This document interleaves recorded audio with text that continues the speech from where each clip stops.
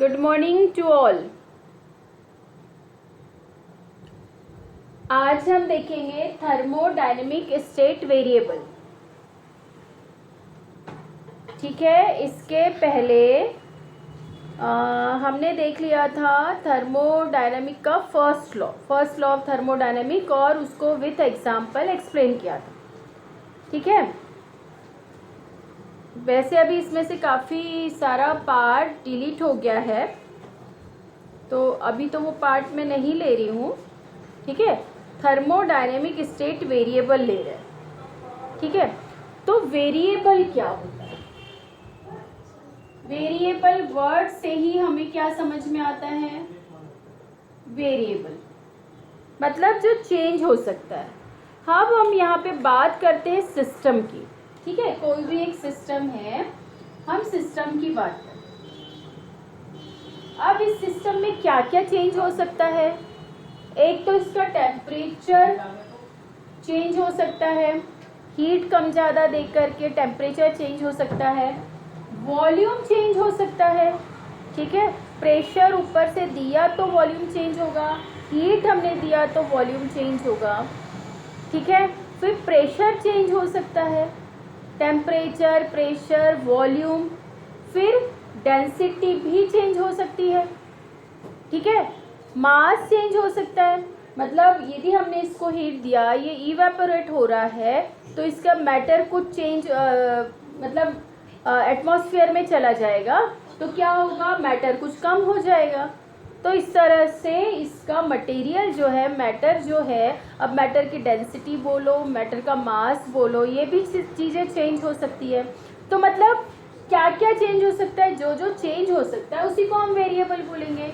ठीक है, तो हमने क्या देखा, क्या क्या चेंज हो सकता है? प्रेशर, वॉल्यूम, टेम्परेचर, ठीक है, डेंसिटी और मास, और भी इस तरह से जो चीज़ें ये चेंज हो सकती है सिस्टम की, उसको हम बोलेंगे वेरिएबल। ठीक है, अब ये हम वेरिएबल किस कंडीशन में पढ़ रहे हैं?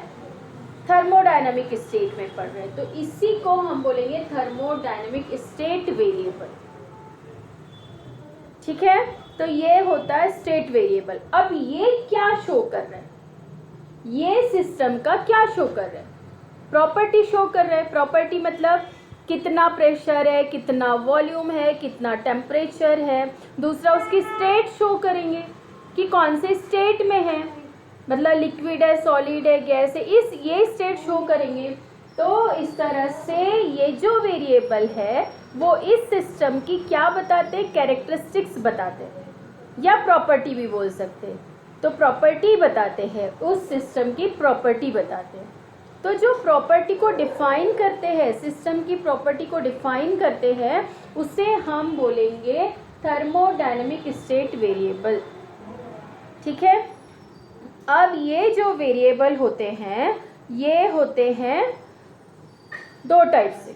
ठीक है, इनको हम क्या बोल सकते हैं? मेजरेबल प्रॉपर्टी ऑफ सिस्टम भी बोल सकते हैं। Measurable properties of system is called state variable. ठीक है, अब हम देखते हैं कि इसके भी दो टाइप्स हैं। एक है इंटेंसिव वेरिएबल, यहाँ से हम देखते हैं इसके दो टाइप है, इंटेंसिव और एक्सटेंसिव। इंटेंसिव वेरिएबल और एक्सटेंसिव वेरिएबल। ठीक है, तो इंटेंसिव वेरिएबल में क्या होता है कि ये साइज पर डिपेंड नहीं करते।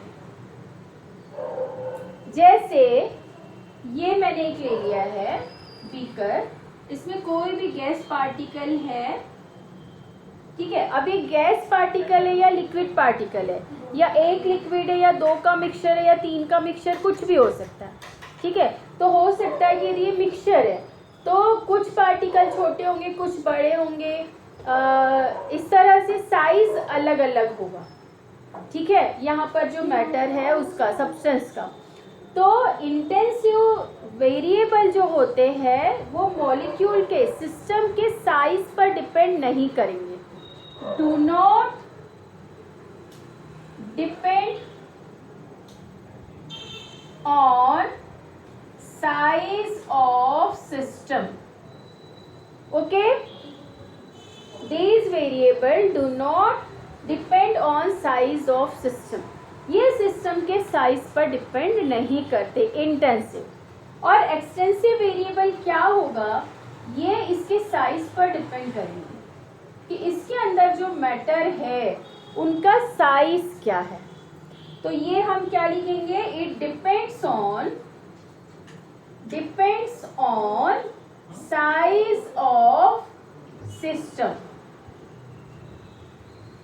समझ में आया. तो intensive variable do not depend on size of system और extensive variable depends on size of system.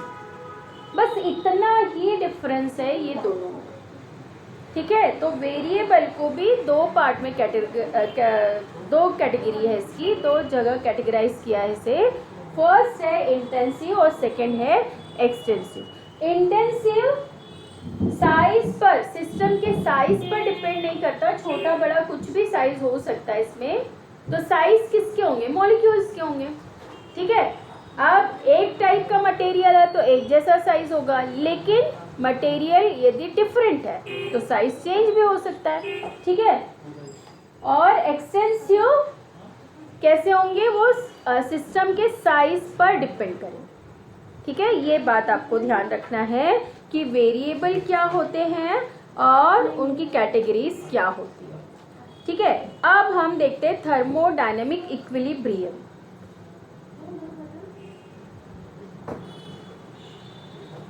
ये हो गया वेरिएबल. वेरिएबल को अच्छे से समझ लेना है. ठीक है, वेरिएबल को हमको अच्छे से समझ लेना है. P V N T, N यानी नंबर ऑफ पार्टिकल या मास भी उसी में आ जाएगा, साइज भी उसी में आ जाएगा, डेंसिटी उसमें आ जाएगी. तो इस तरह से ये ध्यान रखना कि ये ही जो भी उसको डिस्क्राइब करते हैं. ठीक है, मैटर की कंडीशन को, स्टेट को डिस्क्राइब करते हैं, वो सभी वेरिएबल ही होते हैं, थर्मोडायनेमिक वेरिएबल होते हैं. ठीक है, अब है थर्मोडायनेमिक इक्विलिब्रियम. इसके पहले हमने थर्मल इक्विलिब्रियम पढ़ा. Thermodynamic equilibrium.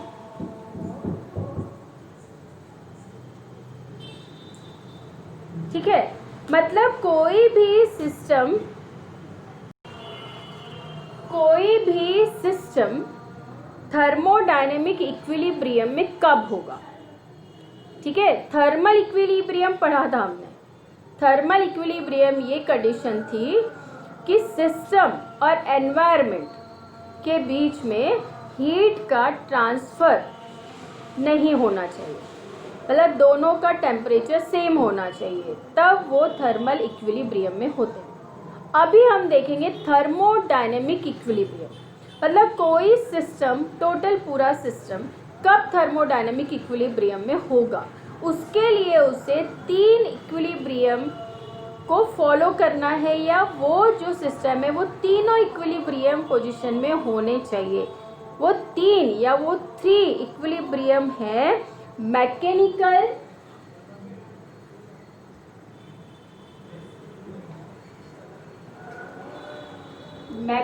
इक्विलिब्रियम, सेकंड है केमिकल इक्विलिब्रियम और थर्ड है थर्मल.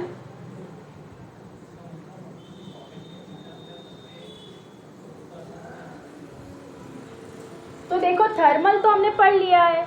थर्मल इक्विलिब्रियम मतलब क्या होता है, हमने ये दो चीज नहीं देखी थी.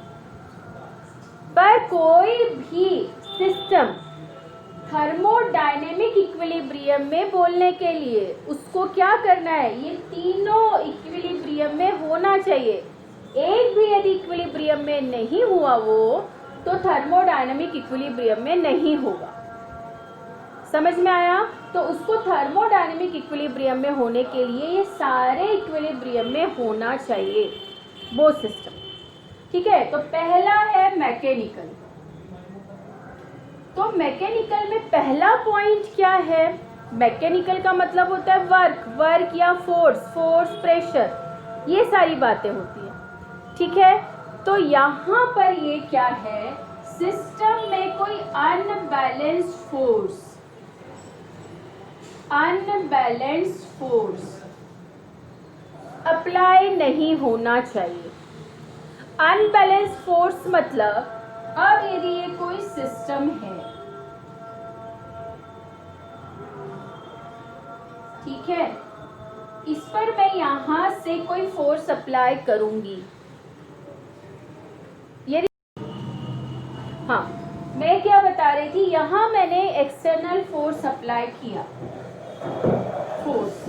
अनबैलेंस्ड का मतलब क्या होता है, हम वन साइडेड फोर्स अप्लाई करते। बैलेंस्ड मतलब दोनों साइड से इक्वल फोर्स अप्लाई करते। अनबैलेंस्ड मतलब वन साइड से, यहाँ से मैंने वन साइड से फोर्स अप्लाई किया तो इसका प्रेशर भी चेंज हो जाएगा, वॉल्यूम भी चेंज होगा, ठीक है ना, तो इसमें चेंजेस आएंगे। ठीक, तो ये चेंजेस नहीं आना चाहिए, जो सिस्टम है वैसा ही सिस्टम रहना चाहिए। ठीक है, इसका मतलब क्या है कि हम अनबैलेंस्ड फोर्स जब भी मैकेनिकल इक्विलिब्रियम में होगा सिस्टम, तो उस पर कोई अनबैलेंस्ड फोर्स एक्सटर्नली अप्लाई नहीं होगा। आई बात समझ में? दूसरा सेकेंड पॉइंट है, जब उस पर कोई अनबैलेंस्ड फोर्स अप्लाई नहीं होगा तब हम उसको बोलेंगे मैकेनिकल इक्विलिब्रियम। इसके साथ एक और चीज है, सेकेंड चीज है प्रेशर। प्रेशर कैसा रहना चाहिए? कांस्टेंट रहना चाहिए। प्रेशर कैसे कांस्टेंट रहेगा? मतलब ये सिस्टम है और ये एनवायरनमेंट है और ये सिस्टम है, तो इसका प्रेशर और ये सिस्टम का प्रेशर कैसा रहना चाहिए? सेम रहना चाहिए। प्रेशर सेम मतलब उसी को हम बोलेंगे प्रेशर कांस्टेंट। ठीक है, तो पूरे सिस्टम में, मतलब ये जो पूरा हम एक सिस्टम बनाएंगे, ये सिस्टम तो है, लेकिन ये जो पूरा एक सिस्टम बनाएंगे इसमें प्रेशर कैसा रहना चाहिए? कांस्टेंट। या ये लिख सकते हैं तुम, ये एनवायरनमेंट और ये सिस्टम का जो प्रेशर है वो कांस्टेंट रहना चाहिए, सेम रहना चाहिए, चेंज नहीं होना चाहिए। तो हम कहेंगे प्रेशर कांस्टेंट। ये दो ऐसे कीवर्ड याद रखो, फिर उसको एक्सप्लेन कर लेना। ये कीवर्ड है अनबैलेंस्ड फोर्स, ठीक है, और ये प्रेशर कांस्टेंट, ठीक है। तो ये जो दोनों कंडीशन रहेगी तब हम उस सिस्टम को बोल सकेंगे मैकेनिकल इक्विलिब्रियम। ठीक है, क्या क्या? एक्सटर्नल अनबैलेंस्ड फोर्स एब्सेंट होना चाहिए, ठीक है, दूसरा प्रेशर कांस्टेंट होना चाहिए। ठीक है, तो इस तरह से अब हम कहेंगे जब ये दोनों कंडीशन फुलफिल होगी तो हम कहेंगे कि सिस्टम इन मैकेनिकल इक्विलिब्रियम। अब ये तो हो गया मैकेनिकल इक्विलिब्रियम, इसमें हो गया सिस्टम। अब दूसरा ये भी फुलफिल होना चाहिए, तो इसका क्या एक मतलब इसका एक पॉइंट क्या रहेगा? Chemical equilibrium. अब केमिकल इक्विलिब्रियम का मतलब क्या है कि जो हम मैटर ले रहे हैं, ठीक है, ये सिस्टम है, ये सिस्टम में ये जो मैटर है अंदर, ठीक है ना, मैटर या सिस्टम ये जो है, ठीक है, ये ना तो बाहर जाना चाहिए और ना बाहर से और आना चाहिए। मतलब हम क्या कह सकते हैं कि ये जो सिस्टम में मटेरियल है या मैटर है वो कांस्टेंट रहना चाहिए, सेम रहना चाहिए पूरा। जब तक हम स्टडी कर रहे हैं तब तक, जैसे हम आधा घंटा लग रहा है, 1 घंटा लग रहा है, तब तक केमिकली ये जो मैटर है, मैटर का अमाउंट बोलो, मास बोलो, वो क्या रहना चाहिए? सेम रहना चाहिए। ना तो इसमें कोई बाहर से मैटर आना चाहिए और ना ये मैटर बाहर जाना चाहिए। ठीक है, तब हम इसको बोलेंगे केमिकल इक्विलिब्रियम।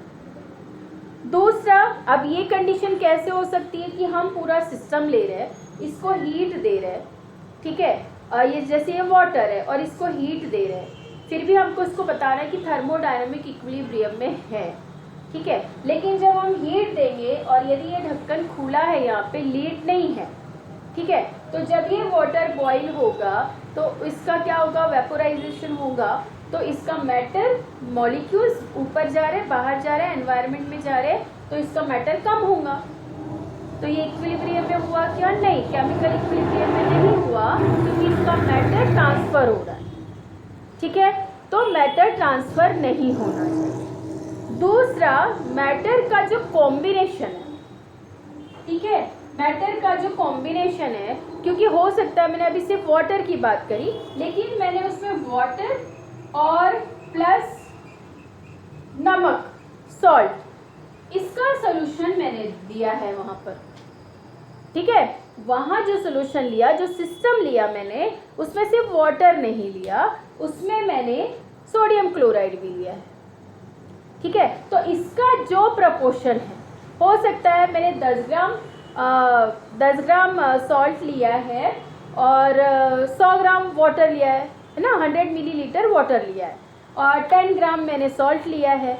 तो ये जो कॉम्बिनेशन है, जब तक मैं स्टडी कर रही हूँ और जितनी देर हमें कुछ उसका स्टडी करना है या वेरिएबल वगैरह कुछ भी निकालना है, तो उतने समय तक के ये जो मैटर का कॉम्बिनेशन है, प्रपोर्शन है, ये ऐसा ही बना रहना चाहिए कि मैंने ये 10 ग्राम लिया है और ये 100 मिलीलीटर लिया है। आई बात समझ में? तो ये ऐसा ही रहना चाहिए, मतलब मैटर में जो कॉम्बिनेशन बन रहा है, जो कंपाउंड आपस में मिक्स कर रहे हैं हम, वो उसी प्रपोर्शन में रहना चाहिए, ठीक है। तो मैटर ये केमिकल इक्विलिब्रियम में 2 पॉइंट ये है कि फर्स्ट क्या होना चाहिए, जो मैटर है उसकी जो अमाउंट है या क्वांटिटी है वो एज इट इज रहना चाहिए, ना तो वो बाहर जाए ना कोई और मटेरियल अंदर आए, तो केमिकल इक्विलिब्रियम में होगा। और सेकेंड कंडीशन, जो भी हम मैटर ले रहे हैं या सब्सटेंस ले रहे हैं या उसका मिक्स ले रहे हैं, उसका प्रपोर्शन सेम होना चाहिए, ठीक है। तो एक तो मैटर का ट्रांसफर नहीं होना चाहिए और केमिकल कंपोजिशन कैसे रहना चाहिए, सेम रहना चाहिए, ठीक है। तब हम कह सकते हैं केमिकल इक्विलिब्रियम में है। अब इस इक्विलिब्रियम में भी है और केमिकल इक्विलिब्रियम में भी है, ठीक है। पूरा सिस्टम इस इक्विलिब्रियम में भी है, केमिकल इक्विलिब्रियम में भी है, मैकेनिकल इक्विलिब्रियम में भी है, ठीक है। अब हम देखेंगे थर्मल इक्विलिब्रियम। तो थर्मल इक्विलिब्रियम हम इसके पहले पढ़ चुके हैं। क्या था कि ये जो मैटर है, ये जो सिस्टम है, इसका टेम्परेचर Ts ले लेते हैं और एनवायरनमेंट का Te ले लेते हैं। तो क्या होना चाहिए, Te = Ts, ये कंडीशन होना चाहिए। ये कंडीशन होगी तो ना सिस्टम की हीट बाहर जाएगी, ना एनवायरनमेंट की हीट इससे मिलेगी, ठीक है। इस कंडीशन में हम इस पूरे सिस्टम को क्या बोलेंगे, इन थर्मल इक्विलिब्रियम। आ रही बात समझ में? तो ये जब तीनों इक्विलिब्रियम में सिस्टम होगा, तब हम उस सिस्टम को बोलेंगे thermodynamic equilibrium. That system is in thermodynamic equilibrium. आया समझ में? तो ये बहुत इंपॉर्टेंट है कि मैकेनिकल इक्विलिब्रियम क्या है, केमिकल इक्विलिब्रियम क्या है और थर्मल इक्विलिब्रियम क्या है, ठीक। तो इसके जो पॉइंट्स है उसको इलोबरेट करना, जो मैंने ये बताया यहाँ पे अनबैलेंस फोर्स, प्रेशर, ये की पॉइंट है। यहाँ का ये की पॉइंट क्या था, अमाउंट ऑफ मैटर या सब्सटेंस लिख सकते हो, और सेकेंड क्या है, अमाउंट ऑफ और कंपोजिशन ऑफ मैटर। दोनों कैसे होने चाहिए, कांस्टेंट। कांस्टेंट लिख सकते हो, फिर इसको इलोबरेट करते समय आप समझा सकते हो कि सेम और कैसे होने चाहिए, कंपोजिशन ऑफ मैटर। और थर्मल इक्विलिब्रियम में तो टेम्परेचर ही होता है कि टेम्परेचर एनवायरनमेंट का और सिस्टम का कैसा होना चाहिए, सेम होना चाहिए। तो एक तरह से इसकी 2 कंडीशन, इसकी 2 कंडीशन और ये एक कंडीशन, इस तरह से 5 कंडीशन है थर्मोडायनेमिक इक्विलिब्रियम की, ठीक है। ये हो गया, ये एक अच्छी टर्म थी और बहुत इम्पॉर्टेंट चीज़ है। और अभी ये क्या है कि नया ये सिलेबस में ये थर्मोडायनामिक्स पूरा चैप्टर ही न्यू है, तो ये जो पार्ट है ये भी इम्पॉर्टेंट लग रहा है एग्ज़ाम में आने लायक, ठीक है ना। ये कंडीशन समझाने के लिए भी तो आराम से ये 3 मार्क्स के लिए बनता है क्वेश्चन, 3 या 4 मार्क्स के भी क्वेश्चन है, तो 4 मार्क्स में भी ये क्वेश्चन बनता है और ये इम्पोर्टेंट है, ठीक है। अब है अपने पास इक्वेशन ऑफ स्टेट।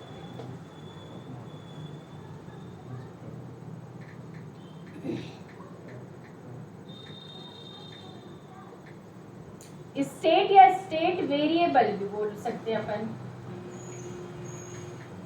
तो आपको एकदम क्लियर हो जाएगा। अब जो हमने स्टेट वेरिएबल लिया है या वेरिएबल लिया, उनसे रिलेटेड कोई इक्वेशन है केमिस्ट्री में, मतलब अभी तक हमने कुछ पढ़ा है काइनेटिक थ्योरी ऑफ गैसेस वगैरह में, कुछ याद आ रहा है आपको? Yes, ideal gas equation PV = nRT है इसमें। तो देखो इसमें PV वेरिएबल है, V वेरिएबल है, प्रेशर है, वॉल्यूम है, टेम्परेचर है, और ये इस n में हम यहाँ मास वगैरह भी पुट कर सकते हैं, और आगे देकर आप देखते हो आगे जा कर के कि ये डेंसिटी भी इसमें आती है। मतलब ये पूरी तरह से ऐसा इक्वेशन है जो कि सभी स्टेट वेरिएबल इसमें आ सकते हैं।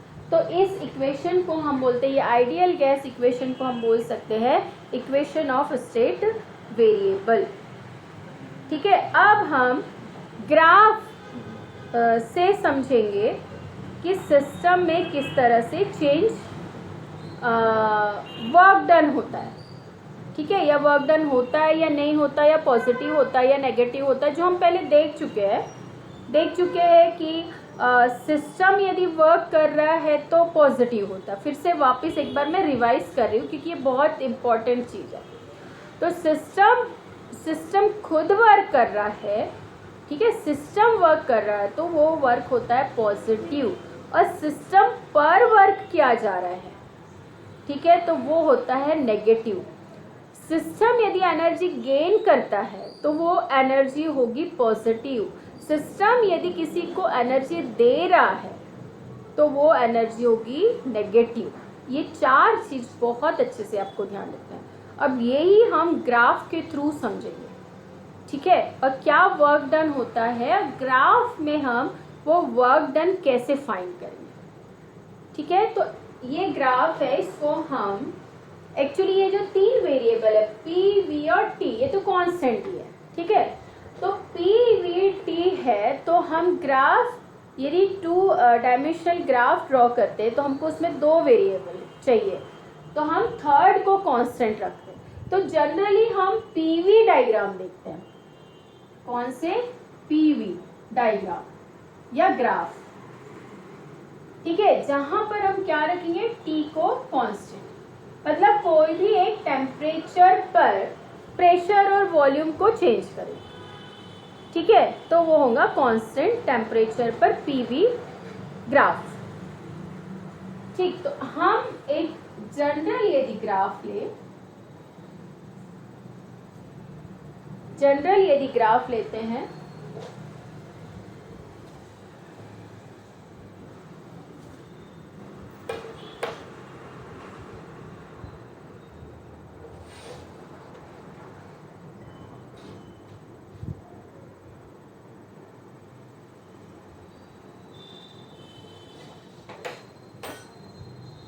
जनरल यदि ग्राफ लेते हैं तो ये हो गया ओरिजिन, ओ पॉइंट, यहाँ हम ले लेते हैं वॉल्यूम,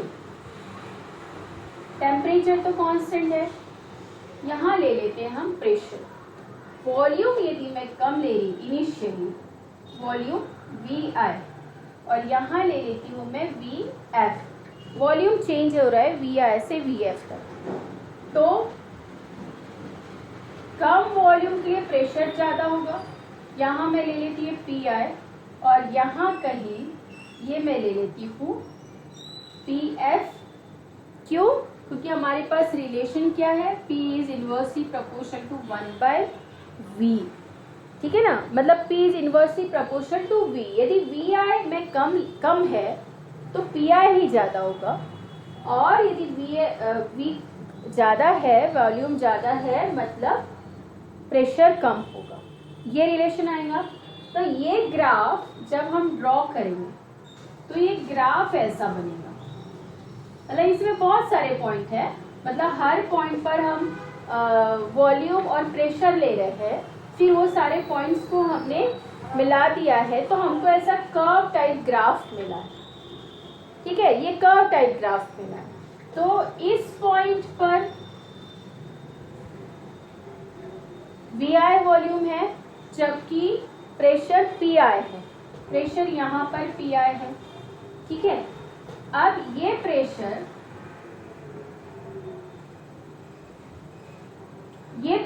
PF है, तब V यहाँ पर है, VF। पहले एक पॉइंट ये है, इसको A ले लो और ये B ले लो। ये ग्राफ जो बन रहा है AB ग्राफ, जो कि कर्व्ड ग्राफ है, वो इस तरह से बनेगा। क्यों? मतलब P जब मैक्सिमम है तो V मिनिमम है। ठीक है, और जब P मिनिमम है तो V मैक्सिमम है। ये क्यों? ये इस रिलेशन के कारण है, और ऐसा ही ग्राफ आएगा। और ये हम समझेंगे भी कि कैसे सिस्टम में प्रेशर बढ़ाने पर वॉल्यूम क्या हो जाएगा, प्रेशर कम करने पर वॉल्यूम ज़्यादा होगा और प्रेशर बढ़ाने पर वॉल्यूम कम होगा। हम पहले समझ भी चुके हैं और भी समझा दूंगी। ठीक है ना। तो ये जो ग्राफ बन रहा है, इसमें आपको समझ में आ रहा है कि ये भी इक्वेशन यहाँ पे फॉलो हो रहा है, ये भी ओबे हो रहा है यहाँ पर।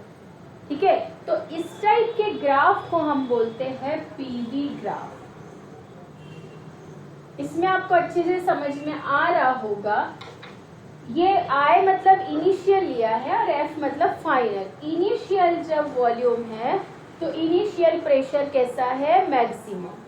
फाइनल जब वॉल्यूम है तो फाइनल प्रेशर कैसा है, मिनिमम। या ये बोल सकते हो, जब प्रेशर मिनिमम है तो वॉल्यूम मैक्सिमम है। देख लो, वॉल्यूम यहाँ से ऐसे मेजर करेंगे, प्रेशर ऐसे मेजर करेंगे, तो ये मिनिमम प्रेशर हुआ, ये मैक्सिमम प्रेशर हुआ। तो इनिशियली जब प्रेशर मैक्सिमम है तो वॉल्यूम मिनिमम है, और जब प्रेशर मिनिमम है तो वॉल्यूम मैक्सिमम है। ये एकदम क्लियर हो रहा है इस ग्राफ में। ठीक है, तो इस ग्राफ को हम बोलते हैं PV ग्राफ। ये समझ में आया कि इसको PV का, इसको बोलेंगे PV कर्व और इसको बोलेंगे पूरे को PV ग्राफ। ठीक है, तो इस तरह के ग्राफ बनते हैं। अब हम इसको अलग अलग कंडीशन के लिए पढ़ेंगे। ठीक है, अलग अलग कंडीशन मतलब कब वर्क पॉजिटिव होगा, कब वर्क नेगेटिव होगा। ठीक है, इस तरह से। तो ये हम देखते हैं PV ग्राफ से हम कैसे समझेंगे।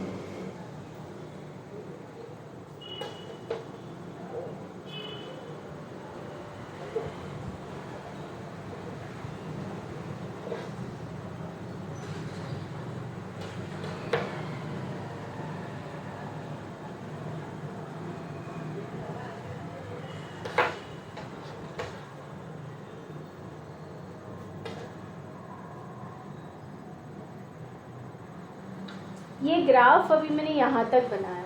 ठीक है, कंडीशन वही है, ये PI।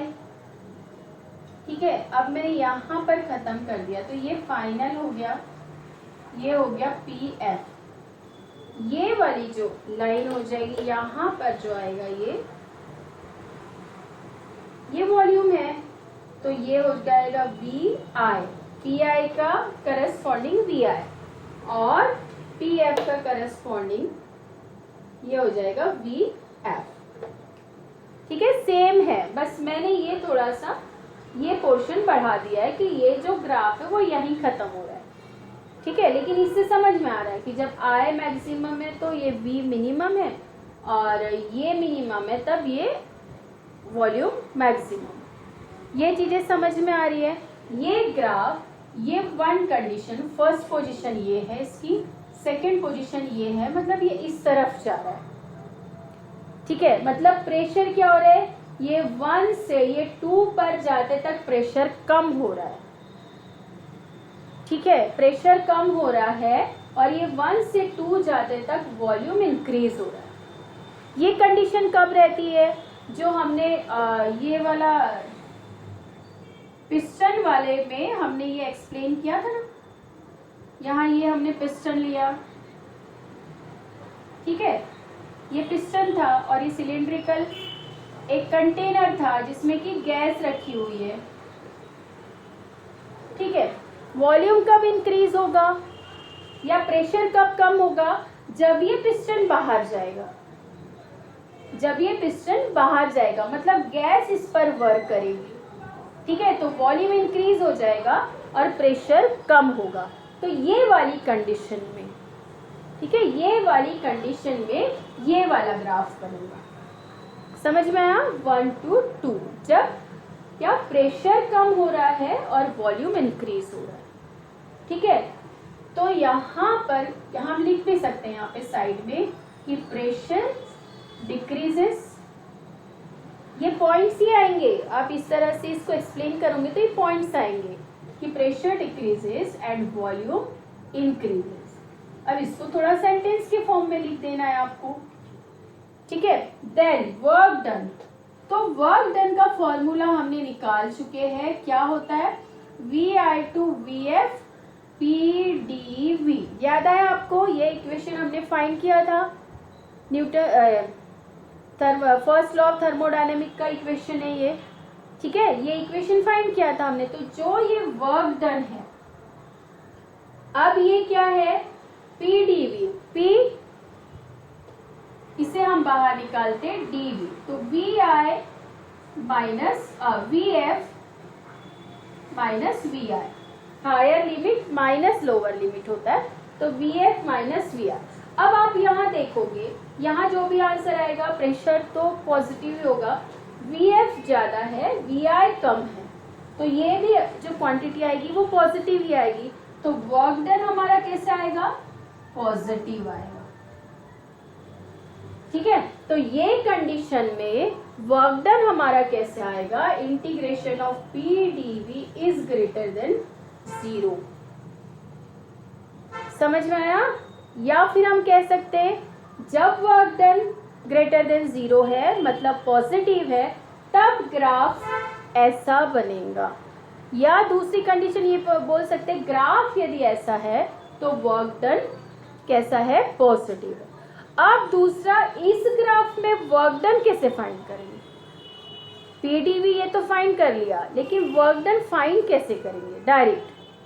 तो ये जो एरिया कवर्ड हो रहा है इस कर्व्ड ग्राफ के थ्रू, ये जो एरिया कवर हो रहा है, ये जो एरिया की जो वैल्यू आएगी ये पूरा होगा वर्क डन।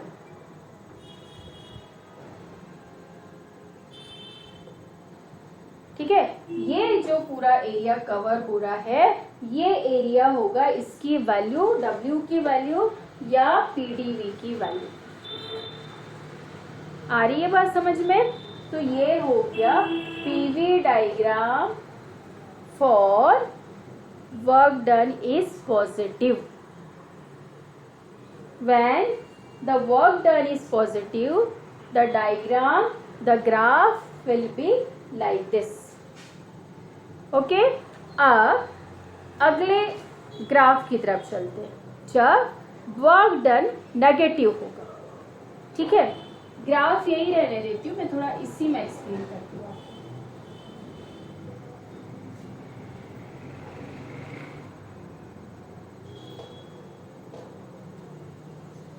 ये बस हम चेंज करेंगे, ये 1 और ये 2, मतलब ग्राफ कैसा होगा, इसका डायरेक्शन चेंज हो जाएगा।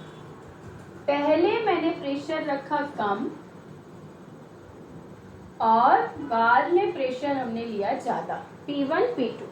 इसको भी हम ये ले लेते हैं अभी फाइनल, और ये करने से अच्छा ये V1 और ये V2। समझ में आया।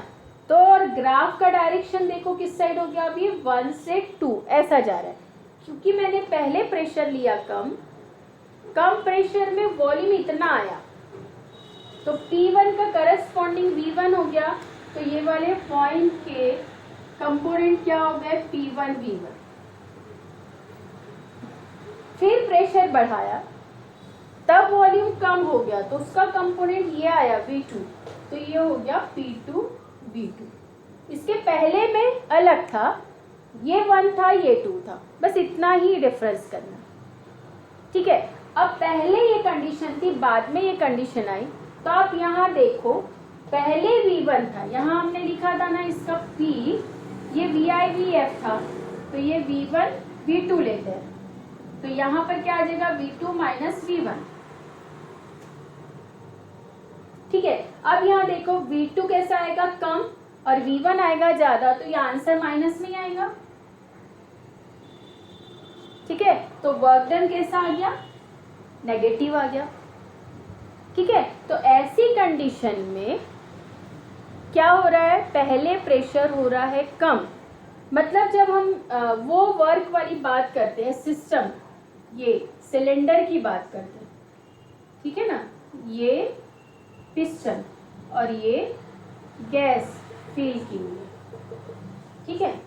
पहले प्रेशर है जो भी है इस कंडीशन में तो कम है, फिर इसको मैंने फोर्स अप्लाई किया, तो मतलब प्रेशर बढ़ाया, मैंने प्रेशर बढ़ाया तो क्या हुआ, पहले इतना वॉल्यूम था, फिर ये पिस्टन यहाँ से यहाँ आ जाएगा, पिस्टन यहाँ से आ जाएगा, तो ये सारी गैस इधर ही चली जाएगी, तो वॉल्यूम हो गया कम, है ना। ये कंडीशन में ये वाला ग्राफ बनेगा, जब पिस्टन को हम यदि बाहर से वर्क कर रहे हैं तो गैस का वॉल्यूम कम हो रहा है, उस कंडीशन में ये आता है नेगेटिव वर्क। हमने इसके पहले भी बताया है कि यदि सिस्टम वर्क कर रहा था, इसके पहले कंडीशन क्या थी, सिस्टम वर्क किया और पिस्टन को बाहर ढकेला तो पॉजिटिव आया आंसर, वर्क डन कितना आया, पॉजिटिव। और अभी क्या हो रहा है, सिस्टम गैस पर वर्क कर रहा है तो आया नेगेटिव आंसर। वही हम इतने पहले से ही बताते हुए आ रहे हैं, और एक ग्राफ में भी यदि हम शो कर रहे हैं तो वही स्थिति आ रही है, ठीक है ना, वही आंसर आ रहा है कि कैसा आ रहा है, वर्क डन नेगेटिव। तो ये कंडीशन क्या आ जाएगी, नेगेटिव। यहाँ प्रेशर क्या हो रहा है, प्रेशर इंक्रीज हो रहा है और वॉल्यूम कैसा हो रहा है, डिक्रीज हो रहा है। ये सारी कंडीशन ऐसे उल्टी हो जाती है, ठीक है ना, बिल्कुल अपोजिट सारी कंडीशन हो जाती है जब वर्क नेगेटिव आता है।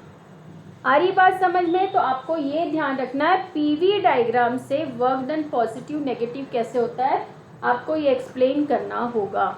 ये ज़रूर लिखना है, प्रेशर इंक्रीजेज वॉल्यूम डिक्रीजेज, और पहले वाली कंडीशन में प्रेशर डिक्रीजेज और वॉल्यूम इंक्रीजेज, ठीक है। एक और ग्राफ बन सकता है जब प्रेशर कांस्टेंट रहे, सिर्फ वॉल्यूम चेंज हो, ठीक है। प्रेशर कांस्टेंट होकर के भी यदि सिर्फ गैस वर्क करती है, सिर्फ गैस के मॉलिक्यूल वर्क करते हैं तो वॉल्यूम बढ़ सकता है। ये कंडीशन आती है, तब हम कह सकते हैं कि किस टाइप का ग्राफ बनेगा, वर्क डन कैसा आएगा।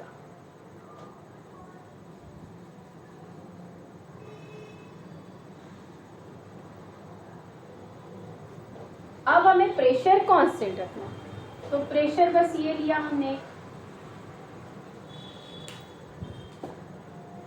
प्रेशर कांस्टेंट रखना मतलब ये बस एक पी लिया, ठीक है।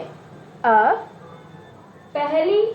पहला पॉइंट ये ले लेते, दूसरा पॉइंट ये ले लेते, तो 1 पर ये V1 और ये इसी समय फिर से हमने वॉल्यूम चेक किया तो ये वॉल्यूम बढ़ गया था, प्रेशर सेम ही था, प्रेशर सेम है, ठीक है। बस एक बार हमने वॉल्यूम चेक किया तो यहाँ था, थोड़ी देर बाद वॉल्यूम चेक किया तो यहाँ पर था V2।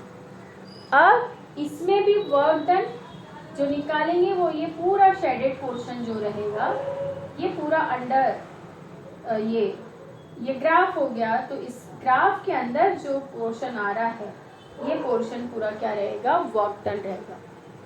सभी कंडीशन में कर्व के नीचे या ग्राफ के नीचे जो भी पोर्शन कवर होता है वो ही वर्क डन रहेगा।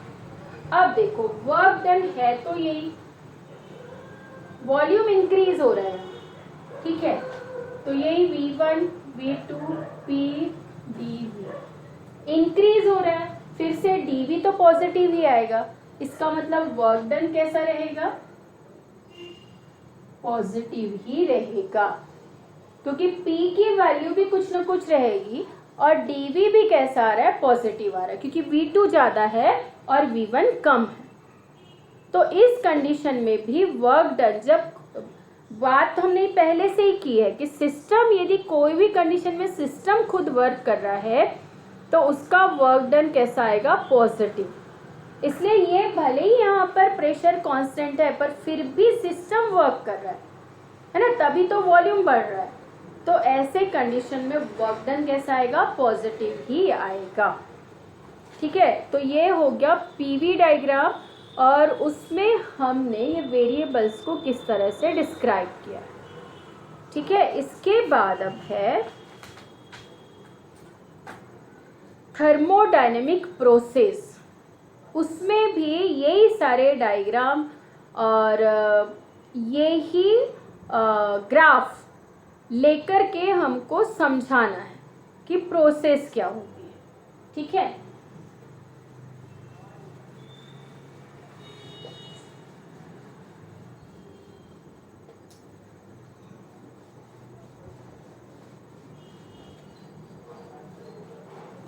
क्या देखना है अब हमको, थर्मोडायनेमिक प्रोसेस, वेरिएबल का हो गया, ठीक है ना, वेरिएबल समझ, इतना ही है वेरिएबल।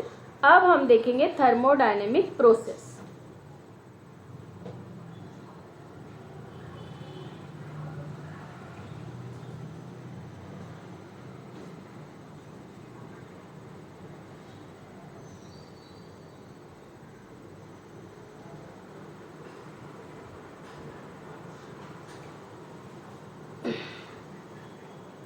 अब प्रोसेस क्या होती है,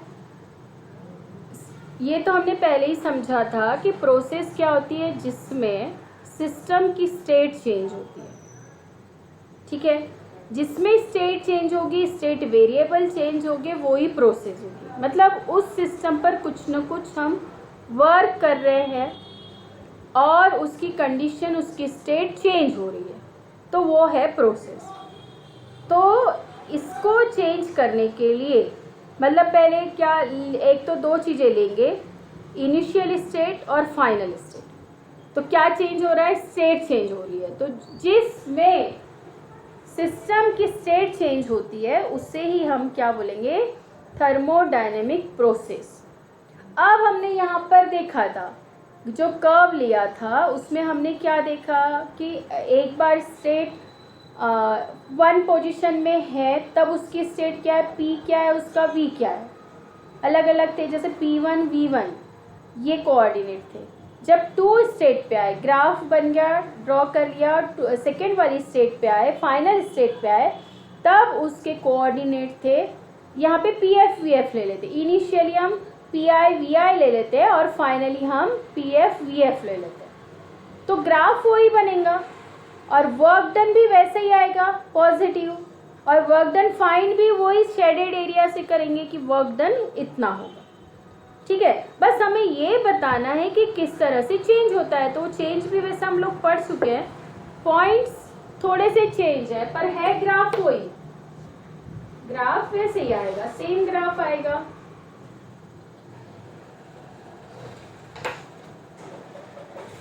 ये मैंने कर्व लिया ऐसे, ये फाइनल,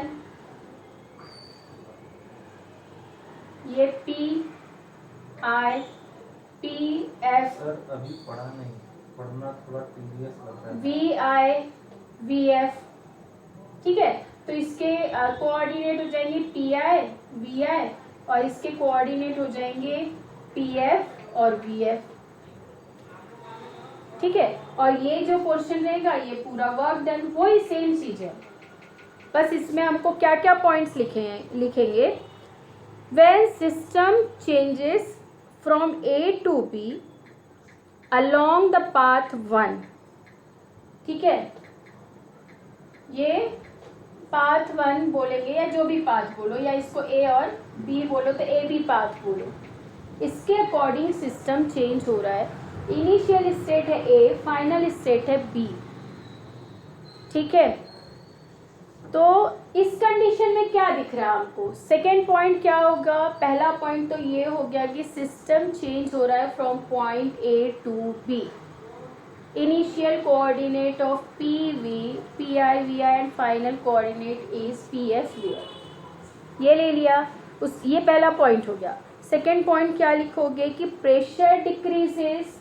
पहले प्रेशर ज़्यादा है, बाद में कम है, तो pressure decreases and volume increases. हो गया सेकेंड पॉइंट ये। The work done by system is positive.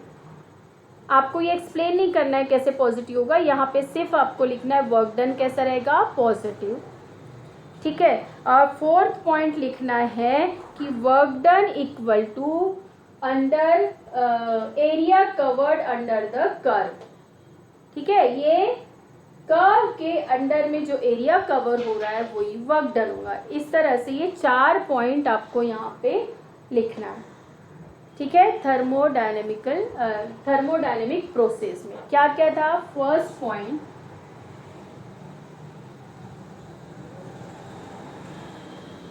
Point क्या है कि जो ग्राफ है, जो कर्व है, वो चेंज कहाँ से हो रहा है? ए टू बी। ए के कोऑर्डिनेट लिख लो P I V I and B के कोऑर्डिनेट लिख लो पी एफ वी एफ। इसकी ज़रूरत नहीं है लेकिन लिख लो, ज़्यादा अच्छा रहेगा। ठीक है, और कैसा कर्व बन रहा है? A B is curve. A B ये क्या है? कर्व। बी ए बोला तो ये चेंज हो जाएगा, इसलिए क्या लिखना है आपको? ए से बी जा रहा है, इसे ए बी कर्व लिखना है। ठीक है, पूरी कंडीशन चेंज हो जाएगी यदि आप बी टू ए लिखते हो तो, इसलिए बी ए नहीं लिखना है, ए बी लिखना है। ठीक है, सेकेंड पॉइंट क्या आएगा? Pressure decreases and volume increases. ठीक है, फिर थर्ड पॉइंट क्या आएगा? थर्ड पॉइंट आएगा work done is positive. Work is positive, ऐसा सिंबॉलिकली भी आपने लिख के रख लिया और एग्जाम के समय आपको ये पढ़ना है तो आप ऐसा भी सिंबॉलिकली याद रख करके आप ये लर्न कर सकते हो, समझ सकते हो। ठीक है ना, ऐसा सिंबल में लिख के रख लिया और एग्ज़ाम के समय आप रीड करोगे तो आपने अभी समझा है तो उस समय भी तुरंत क्लिक हो जाएगा कि हाँ ये ऐसा एक्सप्लेन करना है। ठीक है, फिर फोर्थ पॉइंट क्या है? ये जो वर्क डन है ये कौन सा है? Area under the curve. ये कर्व के नीचे का जो एरिया है ये पूरा वर्क डन आएगा। समझ में आई ये बात? तो ये हो गया फर्स्ट ग्राफ। सेकंड कैसे बनेगा?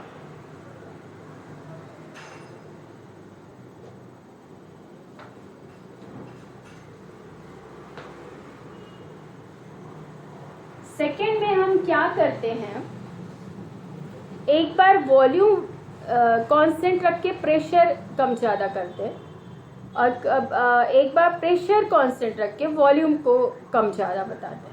ठीक है, मतलब चेंज बताते हैं। तो पहले volume changes at constant pressure और सेकेंड बताते हैं pressure changes at constant volume.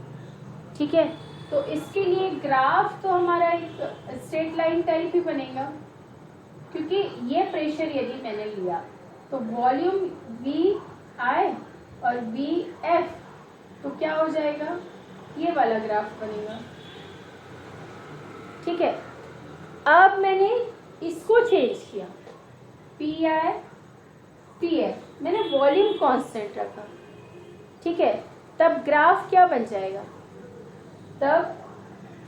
तब ये ग्राफ बन जाएगा, ये चेंज किया तो ये वॉल्यूम कांस्टेंट हो गया तो ये वाला ग्राफ बन गया। ठीक है, तो ये ग्राफ को मैं इस तरह से नाम दे रही हूँ,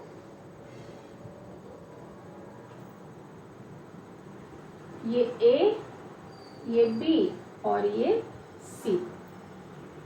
ठीक है, और ये जो इसके नीचे जो भी एरिया कवर है ये पूरा यही है।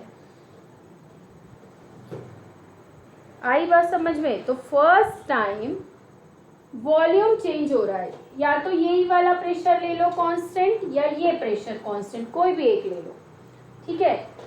तो क्या हो रहा है, वॉल्यूम यहाँ से यहाँ इंक्रीज हो रहा है, ठीक है। तो फर्स्ट कंडीशन क्या होगी, volume change at constant pressure. Second time में क्या हो गया, प्रेशर चेंज, प्रेशर ही पहले फाइनल, इसी को कांस्टेंट ले लेते हैं, वी आई को अभी कांस्टेंट ले लेते हैं। तो वी आई जब कांस्टेंट है तो यहाँ पी आई क्या हो गया, इनिशियल, और बाद में ये हो गया ये पी एफ, ठीक है। तो क्या हो गया, प्रेशर चेंज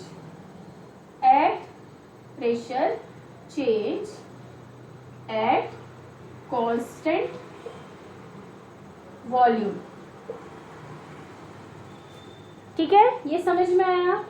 तो ये दो कंडीशन है इस ग्राफ में, और वर्क डन, ये इसका जो एरिया कवर हो रहा है वो वर्क डन हो जाएगा, ठीक है। तो हम ये वाली कंडीशन में ये हो गया पी एफ वी एफ, और यहाँ पर ये हो गया पी आई वी आई, ठीक। एक और वे है, ठीक है, एक ये हो गया, एक और तरीके से हम चेंज कर सकते हैं।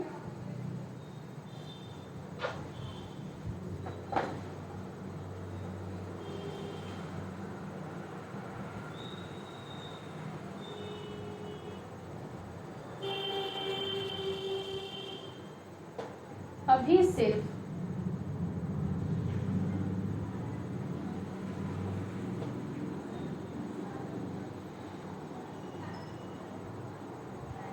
ये मैंने प्रेशर लिया, वॉल्यूम चेंज हो रहा है वी आई से वी एफ, सिर्फ एक ही कंडीशन, तब ये वाला डायग्राम बनेगा।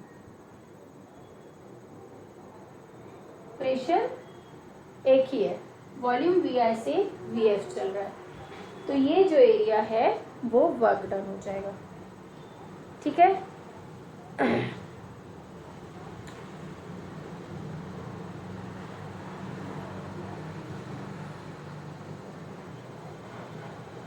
इसमें ये भी दोनों कंडीशन हो सकती है, ये भी इसको इनिशियली ले लो, इसको एफ ले लो। तो स्टार्टिंग में एक ये कंडीशन भी है, जब वॉल्यूम हमको कांस्टेंट रखना है तो प्रेशर को हम पहले ज़्यादा बता रहे, फिर प्रेशर को चेंज करके हम फाइनल पर ला रहे, या पहले प्रेशर इनिशियली ये प्रेशर है, फाइनल प्रेशर ये है, या हम बढ़ा रहे या कम कर रहे, ठीक है। और वॉल्यूम कांस्टेंट है, कांस्टेंट वॉल्यूम पर सिर्फ प्रेशर चेंज हो रहा है, तो ये ग्राफ है, और कांस्टेंट प्रेशर पर वॉल्यूम चेंज हो रहा है, तो ये ग्राफ, सिंपल, ठीक है। इस तरह से ये जो थर्मोडायनेमिक प्रोसेस है, इतनी मेथड थी, ये 2-3 जो मेथड है, ये मेथड थी कि वर्क डन हम कैसे फाइंड करेंगे और कैसे कैसे कंडीशन हम यूज़ कर सकते हैं प्रेशर और वॉल्यूम के लिए। मतलब हम क्या कर सकते हैं, प्रेशर कांस्टेंट हो तो वॉल्यूम में चेंज ला सकते हैं, वॉल्यूम कांस्टेंट हो तो प्रेशर में भी चेंज ला सकते हैं, और यदि टेम्परेचर को कांस्टेंट रखते हैं तो प्रेशर और वॉल्यूम दोनों में चेंज ला सकते हैं, ठीक है। तो कभी यदि प्रेशर और वॉल्यूम में चेंज आता है तो कभी वर्क डन पॉजिटिव होगा, कभी वर्क डन नेगेटिव भी हो सकता है, ठीक है। ये सारी चीज़ें प्रोसेस जो थर्मोडायनेमिकल प्रोसेस है, इसमें इतनी कंडीशन आएगी। अब जो थर्मोडायनेमिक प्रोसेस है वो 6 टाइप से होती है, रिवर्सिबल, इरिवर्सिबल, आइसोथर्मल, ठीक है, आइसोबेरिक, आइसोकोरिक, एडियाबेटिक, साइक्लिक और फ्री एक्सपांशन। इस तरह से 8 प्रोसेस। रिवर्सिबल को अलग लेते, इरिवर्सिबल को अलग लेते, तो 8 है। और रिवर्सिबल रिवर्सिबल को एक ही कंसीडर करें तो 7। ठीक है, तो ये सारी प्रोसेस हम अगले वीडियो में देखेंगे। ठीक है, इसको एक साथ समझना होगा, तभी ये सारे प्रोसेस को हम कंपेयर कर पाएंगे।